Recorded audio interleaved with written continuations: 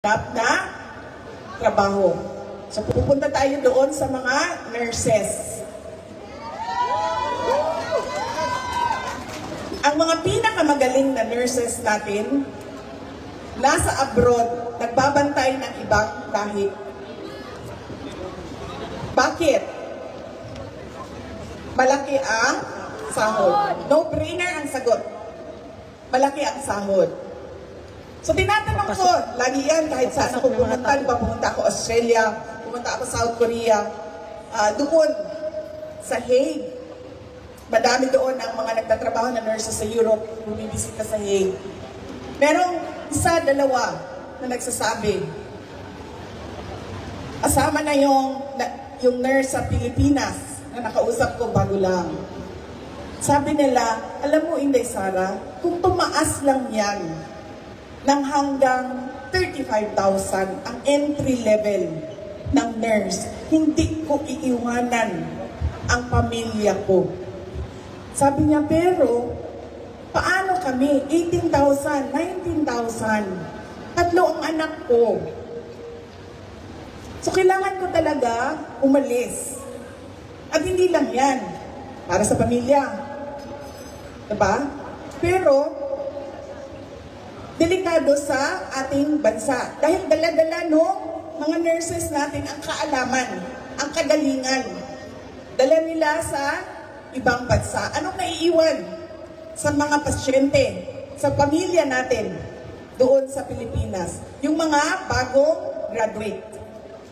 At yung mga wala pa masyadong alam. Nagtitraining lang para makaalis din sila sa Pilipinas. Nakita ninyo kung gaano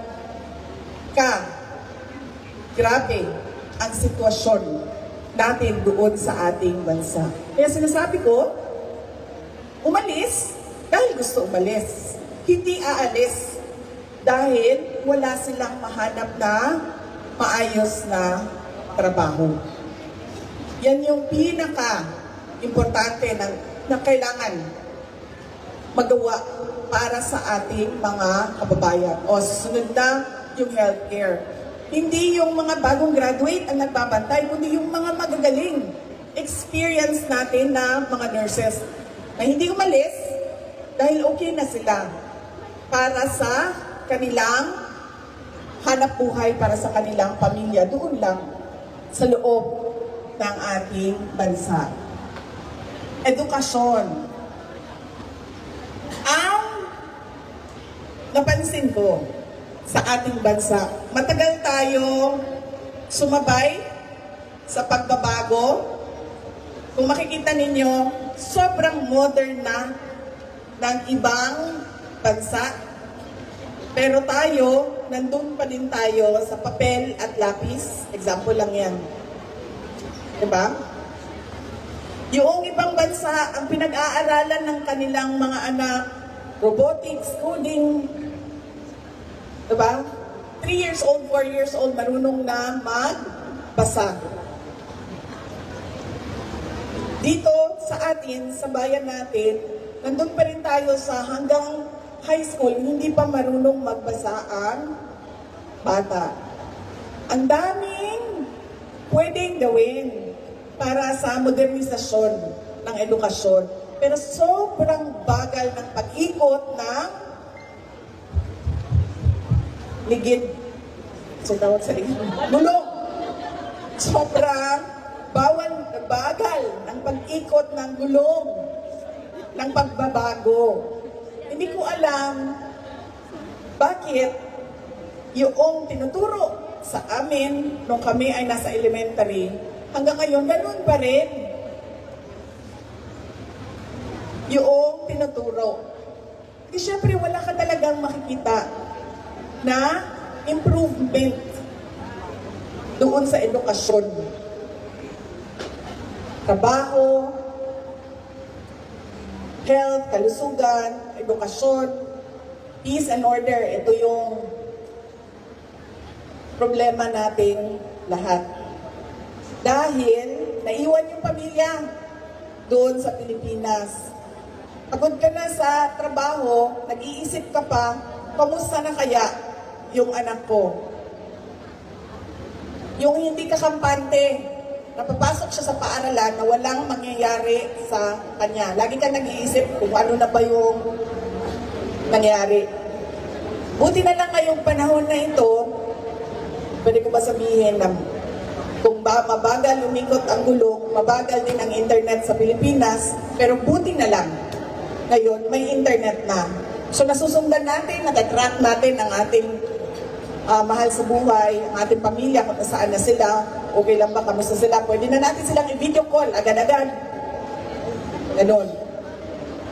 Pero ang gusto natin makapagtrabaho ng maayos, ang anak natin makapag-aral ng modernong pamamaraan ng pag-aaral na hindi tayo takot na paglabas natin sa bahay natin ay merong mangyayari na masama sa atin o sa ating mga kapamilya. Ano pa? Susunod. Disaster resilience, disaster risk reduction, and climate change mitigation. Alam naman natin na paulit-ulit, sandali lang, bago ang lahat, yung kinain ko kanina, naalala ko lang, kasi naalala ko ang 20 pesos ang kilo ng bigas. Yung kinain ko kanina, nag-order ako ng, hindi ba ako usually kumakain ng rice. Hindi ako usually kumakain ng rice. Kasi pag kumain ako ng rice, ganito na ako kalaki. Wala, no joke. Sobrang pigil talaga ang pagkain ko. Dahil kung pabayaan ko ang sarili ko, hindi na ako matabunan ng podium na ito. Lampas ako dito. So kanina, nag-order ako ng rice kasi kailangan ko ng energy na makipagpicturan sa inyo. Pagdating ng rice, ang haba niya,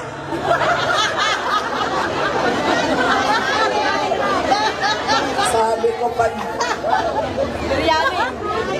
haba niya, parang yung rice natin sa Pilipinas, 3 butil. Isa sa kanila dito.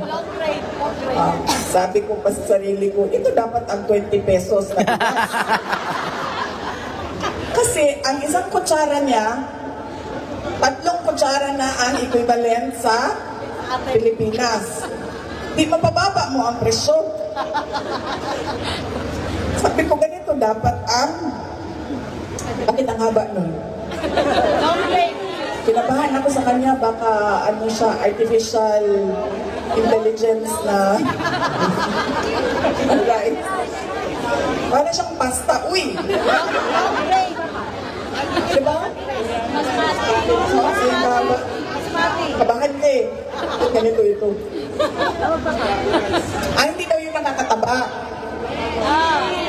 Ma'am, yung kanila, ma'am, isang platong ganyan, ma'am. Hindi pa rin ako tataba, no? Pag inubos ko yun, isang plato. Sure?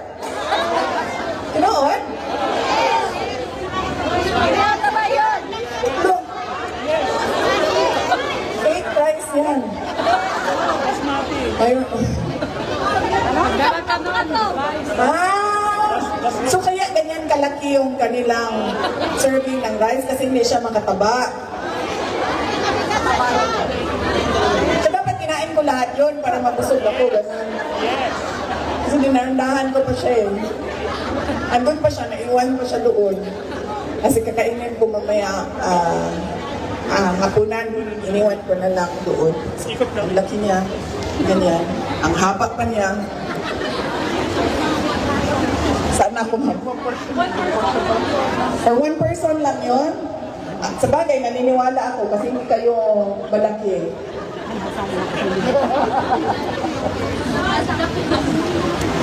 Kinabahan talaga ako dun sa rice nila. Sobrang laki na niya, sobrang laki na ng serving, sobrang haba pa nung saan na ako, ma'am? Nalimutan nyo na.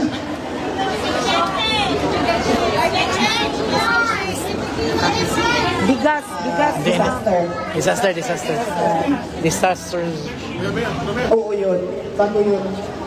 Naalala ko lang kasi. Naalala ko lang yung kinain ko.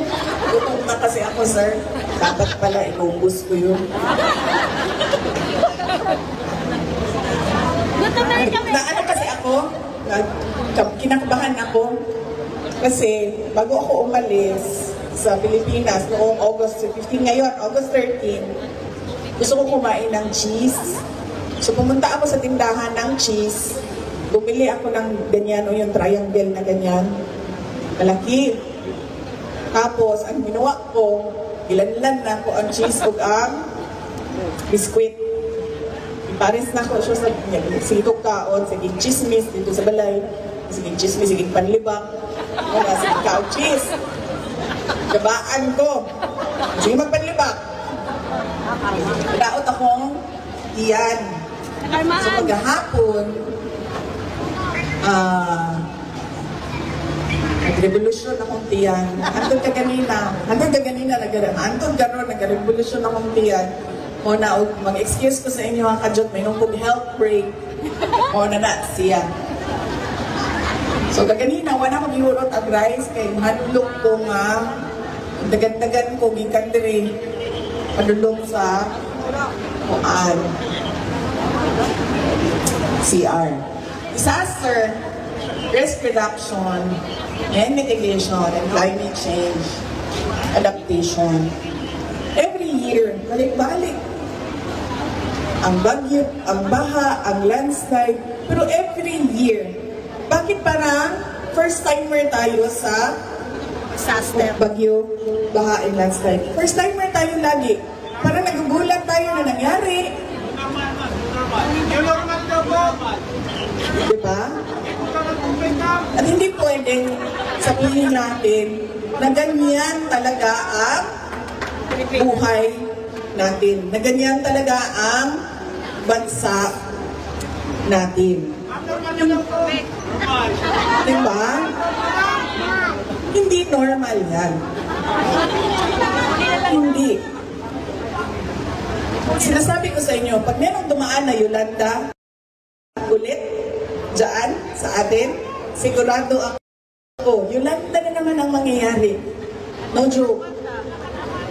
Ganyan ka hindi handa ang ating bayan. Kaya dapat tinututukan natin yun kasi alam natin na darating yan every year sa ating bayan. Kaya dapat pinaghahandaan yan na hindi ka na naggugulat o hindi ka na nagpapanik o hindi ka na kamot ng ulo mo kasi ano sasabihin? Ganyan talaga yan. Hindi pwede na ganyan. Nakikita natin ang kahandaan ng ibang bansa. So, ibig sabihin, hindi siya imposible. Hindi siya impossible dream. Kasi, I'm sure, nakita nyo na yan. Kung saan man kayo galing, o kung dito man sa Kuwait, o kung saan bansa man kayo galing. Kaya yan yung mga hindi ko alam bakit nasimulan ni dating Pangulong Rodrigo Duterte, pero bakit natigil?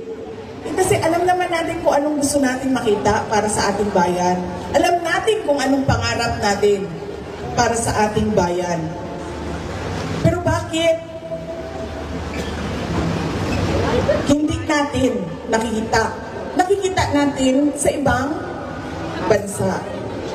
Alam niyo, kami, yung iba sa inyo siguro, dinala na ang pamilya, kung nasaan man kayo sa abroad, o naiwan doon. Kami, mga naiwan doon, na walang planong umalis sa Pilipinas. Ayaw namin magtiis ng hindi maayos, madumi, walang disiplina. Ayaw namin magtiis sa ganon. Kasi gusto namin kung ano yung maganda sa ibang bansa. Yun ang nakikita at naiwan natin para sa ating pamilya. At sa mga susunod sa atin. Dahil patapos na tayo, di ba? 28 years old na tayo. Malapit na tayo mag-retire. Malapit na ma-expire. Malapit na mag-expire. Diba? So yung mga susunod sa atin, yung mga anak natin, mga apo natin sa tuhod, huwag niyong sabihin sa akin na hanggang ano na ba tayo, 2025, pagdating ng 2060, magugulat pa rin sila sa bagyo. Uy, may bagyo. Uy, may landslide. Hindi pwede yun. Or iikot-ikot pa rin sila kahit saan para humingi ng tulong pinansyal sa pagpapagamot. Pwede. Hindi ganoon. Ayaw natin magtiis.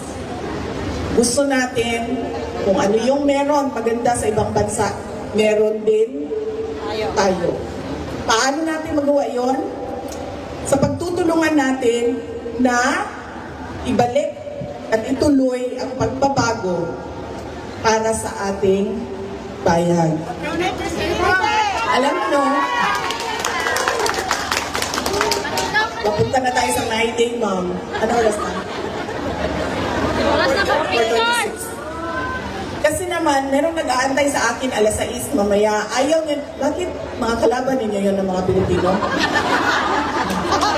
Joke lang. Mga kalaban ninyo yun sila? No. Kasi sabi nila, nung ginagawa namin yung event dito sa Kuwait, sabi, Ayaw magsama-sama. hindi pwede na magsama sa isang programa. Sabi ko, alam niyo, kung anong sasabihin ko, sinabihan ko yung kasama ko sa opisina, kung anong sasabihin ko sa unang programa, yan din yung sasabihin ko sa pangalawa. Uulitin ko yun. Lahat yun. 1 oras at kalahati.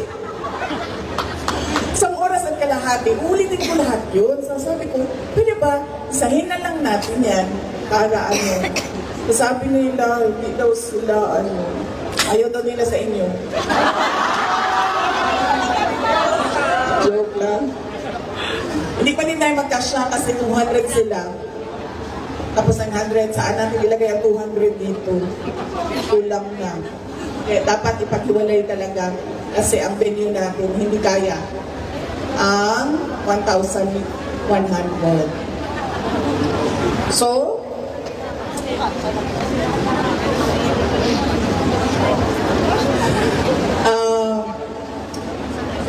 sa pagsasara, huwag natin kalimutan lagi ang pagpapasalamat sa Diyos, Allah, sa lahat ng binigay niya para sa buhay natin. Kahit sobrang liit niyan, kailangan magpasalamat tayo dahil kahit maliit yan sa paningin natin, malaki yan para sa ibang tao kasi wala silang ganyan. Kaya hindi natin alam kung anong pinagdadaanan ng iba. Ang nakatutok lang tayo sa kung anong wala tayo, pero hindi tayo nagpapasalamat sa kung anong meron tayo, pero wala yan doon sa ibang tao. Kailangan natin ng pagpapasalamat. Yung kasama namin sa bahay, galing yun siya, household staff ang trabaho niya noon. Galing siya abroad. Tapos, isang beses, nagkwentuhan kami, matagal na yan siya sa amin. Mga sobrang 10 years na siguro yan si Manang.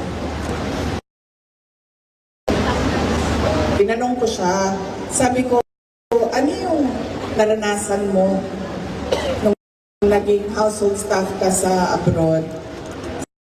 Sabi niya, mahirap kasi hindi ka naman binibigyan ng tulog eh. Matutulog ka lang kapag walang utos. Yan lang yung tulog mo. Hindi yung tulad sa atin dito sa Pilipinas na kapag alas 9 na alas 10, matutulog na ang tao tapos gigising ng alas 5, alas 6 na umaga. Sabi niya doon, pag tumigil ang utos, matutulog ka. Hindi din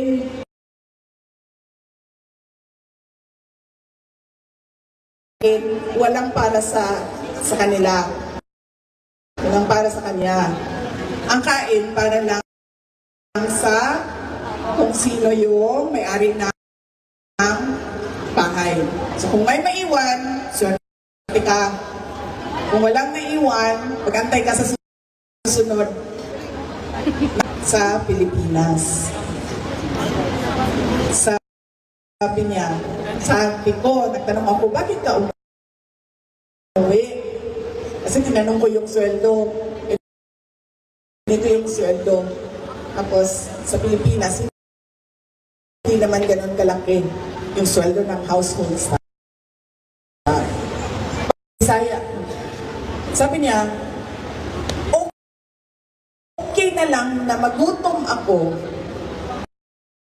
sa bukid dahil wala akong trabaho. Pagtsatsagaan ko na lang na magtanim para benta ko, para may mabili ako na karne, isda para sa mga anak ko. Sabi niya, okay, magutom ako nang wala akong trabaho. Pero sabi niya, hindi matanggap. Siya, pobre lang po yung Sara, pero dili madawat sa ako ang kasikas. Yung words of wisdom na yan. Huwag ninyong ipagpalit ang inyong pagkatao, ang inyong dignidad bilang isang tao. Kasi yung treatment o pakikitungo na ganyan ay hindi makatao. Bumalik na lang kayo sa Pilipinas, pag-usapan na lang natin sa Office of the Vice President kung saan ba kami makatulong.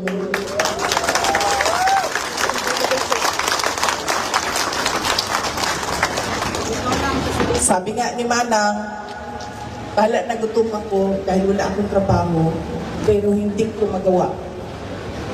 Na pobre na ko, nagtrabaho ko pero ginatuyo ang pagpagutom sa apuan.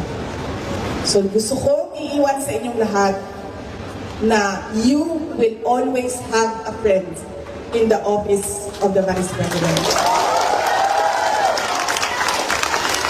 Siyempre, gusto ko ulitin ang pagpapasalamat ko sa inyong lahat, sa imbitasyon ninyo, sa inyong oras araw na ito, at sa inyong patuloy na suporta sa akin, sa aming pamilya, at sa ating mahal na Pilipinas.